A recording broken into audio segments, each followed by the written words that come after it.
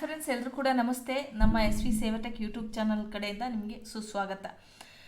ನೀವು ನೋಡ್ಬೋದು, ಏನು option entry KCET 2026 option entry ಈಗಾಗಲೇ ಕ್ಲೋಸ್ ಆಗಿರೋದ್ರಿಂದ ಜೂನ್ 30ನೇ ತಾರೀಕು ಬೆಳಗ್ಗೆ 10 ಗಂಟೆಗೆ ಕ್ಲೋಸ್ ಆಗಿದೆ.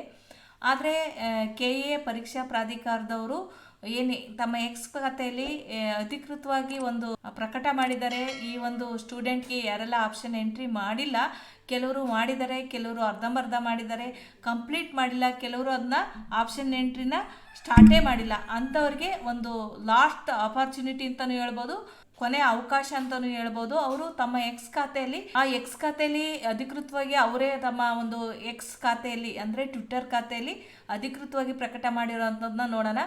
ಏನು ವೃತ್ತಿಪರ ಕೋರ್ಸ್ಗಳಿಗೆ ಪ್ರವೇಶಕ್ಕೆ ಇಚ್ಛೆ ಆಯ್ಕೆಗಳನ್ನು ಆಪ್ಷನ್ ಎಂಟ್ರಿನ ಏನು ಕೊನೆಯ ದಿನಾಂಕ ಮುಗಿದಿದ್ರು ಕೂಡ ಇದುವರೆಗೂ ಯಾರೆಲ್ಲ ಆಪ್ಷನ್ ಎಂಟ್ರಿ ದಾಖಲಿಸಿಲ್ವೋ ಅಂಥವರು ಅಣುಕು ಸೀಟು ಹಂಚಿಕೆ ಅಂದರೆ ಮಾರ್ಕ್ ರಿಸಲ್ಟ್ ಬಂದಾದಮೇಲೆ ಅವರಿಗೆ ನಂತರ ದಾಖಲಿಸಲು ಮತ್ತೊಮ್ಮೆ ಅವಕಾಶ ನೀಡಲಾಗುವುದು. ಅಂದರೆ ಅಣುಕು ಸೀಟು ಅಂದರೆ ಏನು ಮಾರ್ಕ್ ರಿಸಲ್ಟನ್ನು ಕೊಡ್ತಾರೆ, ಏನು ಈಗೆಲ್ಲ ಯಾರೆಲ್ಲ ಆಪ್ಷನ್ ಎಂಟ್ರಿನ ಮಾಡಿ ಅವ್ರು ಕಂಪ್ಲೀಟ್ ಮಾಡಿದಾರೋ ಅವರಿಗೆ ಅಣುಕು ಸೀಟ್ ಅಂದರೆ ಮಾರ್ಕ್ ರಿಸಲ್ಟ್ನ ಕೊಡ್ತಾರೆ.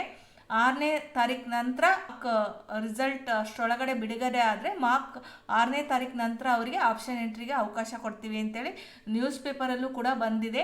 ಮಾರ್ಕ್ ರಿಸಲ್ಟ್ ಆದಮೇಲೆ ಯಾರೆಲ್ಲ ಇದುವರೆಗೂ ಆಪ್ಷನ್ ಎಂಟ್ರಿನ ಮಾಡೇ ಇಲ್ಲ ಅಂಥವರಿಗೆ ಈ ವಿಷಯದಲ್ಲಿ ಆತಂಕ ಬೇಡ. ಯಾವ ವಿದ್ಯಾರ್ಥಿಗೂ ಕೂಡ ನಾವು ಮಾಡಲೇ ಇಲ್ಲ, ಡೇಟ್ ಮುಗಿದೋಯ್ತು ಅಂತ ಅವರಿಗೆ ಆತಂಕ ಬೇಡ.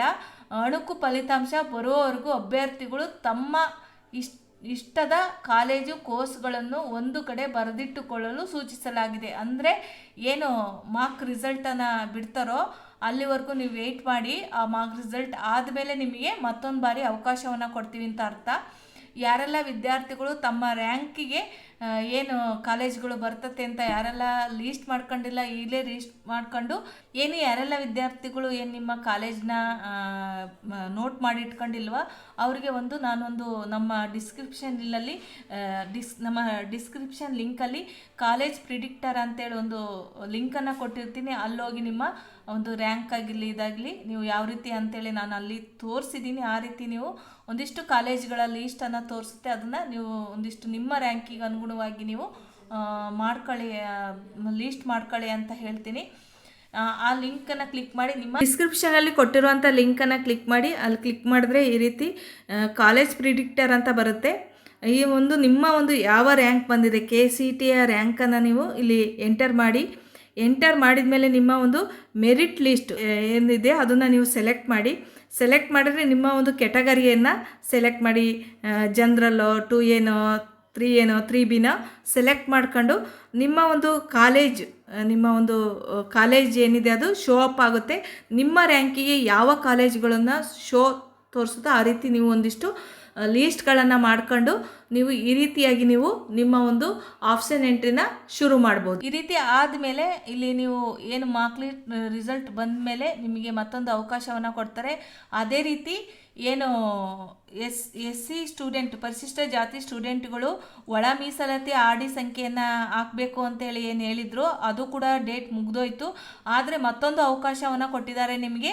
ಇವತ್ತಿನ ನ್ಯೂಸ್ ಪೇಪರಲ್ಲಿ ಬಂದಿದೆ, ಜುಲೈ 8ನೇ ತಾರೀಕುವರೆಗೂ ನಿಮಗೆ ಮತ್ತೆ ಆ ಹೊಸ RD ಸಂಖ್ಯೆ ಒಳ ಮೀಸಲಾತಿ SC ಪರಿಶಿಷ್ಟ ಜಾತಿಯ ವಿದ್ಯಾರ್ಥಿಗಳು ಹೊಸ ಮೀಸಲಾತಿ RD ಸಂಖ್ಯೆಯನ್ನು ಹಾಕಲಿಕ್ಕೆ ಜುಲೈ 8ನೇ ತಾರೀಕುವರೆಗೂ ನಿಮಗೆ ಮತ್ತೆ ಅವಕಾಶವನ್ನು ಕೊಟ್ಟಿದ್ದಾರೆ.